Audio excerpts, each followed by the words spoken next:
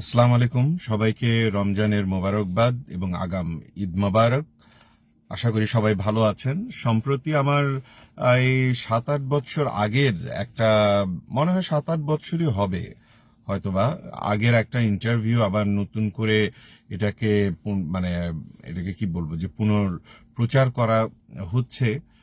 উম, এতে মানে আমি আমার প্রচুর, আমাকে যারা ভালোবাসেন আপনারা আপনারা অনেক চিন্তিত এবং অনেকে আমাকে নক করেছেন, এবং আমাকে নিয়ে অনেক উদ্গ্রীব। এটা আমি বুঝি, এটা আপনাদের ভালোবাসার বহিঃপ্রকাশ। বাট আমি আলহামদুলিল্লাহ আমি ভালো আছি। আহ, এতে কোনো বিচলিত হবেন না। আর যেটা হচ্ছে, কি বলবো, যে আপনাদের ভালোবাসা আছে আমার সাথে, আমার পথ চলা অবশ্যই সবসময় থাকবে।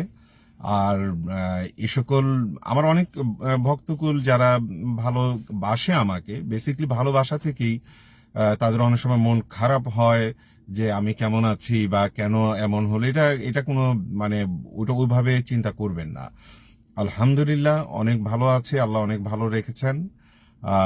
ইনশাল্লাহ ঈদে নতুন গান আসছে, গান নিয়ে প্রস্তুতি চলছে। এগুলি নিয়ে ব্যস্ত আছি এবং আপনারা যারা আমাকে কমেন্টস করেছেন, আমাকে নিয়ে ভাবছেন, তাদের প্রতি আমি ভালোবাসা এবং কৃতজ্ঞ।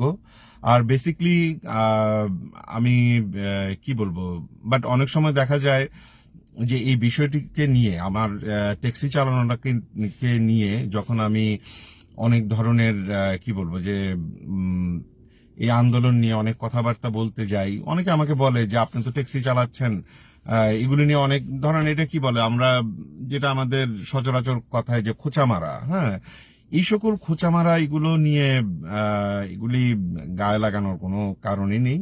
আর আমাকে যারা ভালোবাসেন তাদেরকে আমি বলছি আবারও, এতে আপনারা ক্ষুব্ধও হবেন না, মন খারাপেরও কোনো কারণ নেই, এগুলি মাথায় রাখবেন না। ইনশাল্লাহ আল্লাহ অনেক ভালো রেখেছেন, নতুন গান আসছে।